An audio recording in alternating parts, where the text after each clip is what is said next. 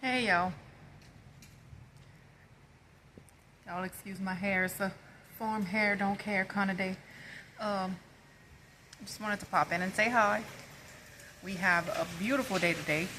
It's sunny and breezy, and today we're just filling up our garden beds and prepping, prepping a few things for spring. It's getting exciting. I love it. So today we actually trim down some of our roses. So we trimmed up a bunch of our roses. We have a bunch of different varieties and they're already mixed up, so I don't know which one is which. Anyway, I'm going to try my hand at propagating some. And this is just an experiment. I'm sure there's much more proper way, I guess, to propagate them, but I'm going to trim all of these up and probably leave about 4 nodes each. I'm thinking it'll be a good time to propagate them, since they're still dormant. Just so we can have a few more rose bushes here and there, and I want to try to practice propagating, but that's one of the things we're doing today. So I'm going to do a few of those, and I'm gonna come back and show y'all what I did. So y'all hang tight. All right, so let me see if I can show y'all how I do this. I have my take root. It's a powder. Been having that one for a really long time. So let me see. These are some knockout roses, some clippings, and y'all look, they have a ton of, I'm sure they have a ton of rose propagation videos online that y'all can use. This is just what I'm doing. I figured I'd do kind of like how I do with other plants. So I'm just gonna leave one leaf set up here. I know it's kind of off center here, sorry. I'm gonna leave one leaf set up here, and I'm gonna cut it about here, leaving all of these nodes. So y'all can see that, leaving all of those nodes there.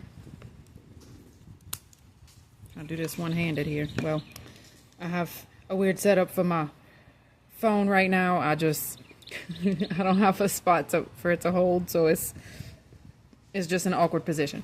Anyway, and I'm rambling again. So I take my shears, and y'all, these are supposed to be clean.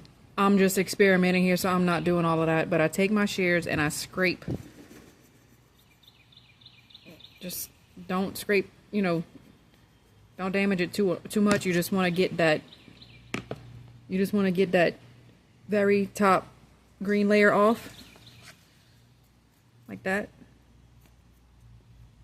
And then you want to take it,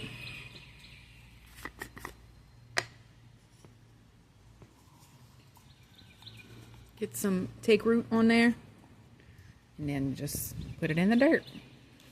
Put it in the dirt right there. And I'm just gonna see how far I can get, how many cuttings I can get in these 2 trays, because like I said, I'm just experimenting. But I'm gonna do a few of these, and then I'll show you what I got.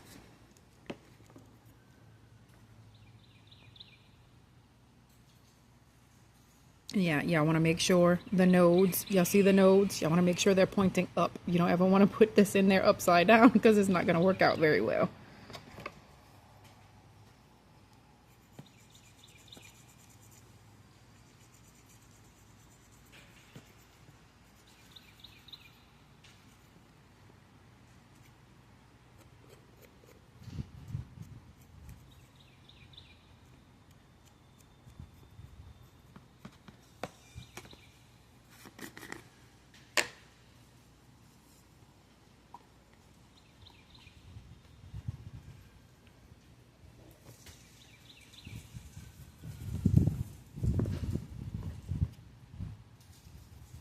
And I'm also doing just a bunch of different sizes.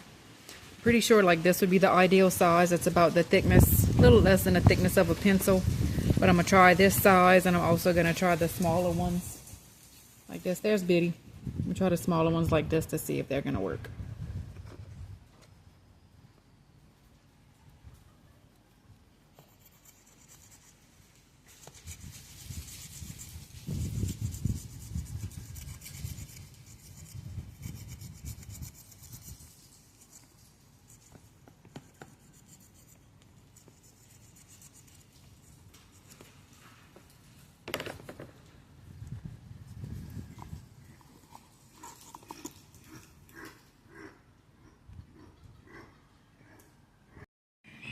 Another thing you want to make sure of, you see how you want to make sure that the stems, see how they're nice and green?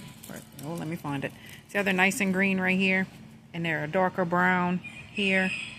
And they're a little more woody here. You want to make sure you get that nice, soft green part of the stem. That'll it'll be easier for them to make roots if you use that one. And I don't know if this is, I'm not super familiar with roses, but we cut these down after the couple of freezes we had, so I'm not sure how, I guess, alive the darker part is. I could be completely wrong, but your safest one if you're going to propagate, get the make sure you get some green stem instead of the harder woody stem. Alright, so I went and looked it up for y'all, which I should have did in the first place. So it doesn't, this right here, the color of the stem, like how it's brownish, it doesn't matter as long as it's more of the, not brand new growth, but it's softer growth compared to this one. Oh, they got the thorns on it, it hurts. Compared to this one, you see how it's more of a woody stem, it's hardened off. These are not going to produce roots very well. So you want, as long as it's the soft, kind of like bendy growth. And like I said, the best size to get, the best size, according to what I read, is about the thickness of a pencil. But like I said, I have this so far, so I'm just going to try the different sizes to see what works best. And probably after about 30 days is whenever you want to really start looking for new growth. If you see some more leaves pop up on the top, like from the nodes, it's when you know it's starting to make some roots. I know because it's dormant right now, it's storing a lot of energy, so it should be good. And just, you know, remember, if you get like even just a 50% success rate, you've already doubled your plants. So if you have a bunch of them that fail, don't be discouraged. If you get a few, even if you just get one or two, look, that's good. So let me finish doing this and I'm going to show you what it looks like after I'm done. All right, y'all, so here's the 2 trays that we ended up with. I got a few. I guess I could have probably done a little bit more, but I didn't want to squeeze them in too much. But that's what we have. All I got to do is water them in. And that'll be it for this one. I got my grow light right here. It's set to be on like 4 hours a day. And it's also got a nice, pretty, sunny window out here. But that's it for this one. That's it for this video. Y'all let me know if y'all are going to try to propagate roses, what varieties y'all have, and if you do something different than me, because I'm probably didn't do everything right. But I'll keep y'all updated on the growth. Y'all leave a comment, say hi, like, and subscribe. Bye.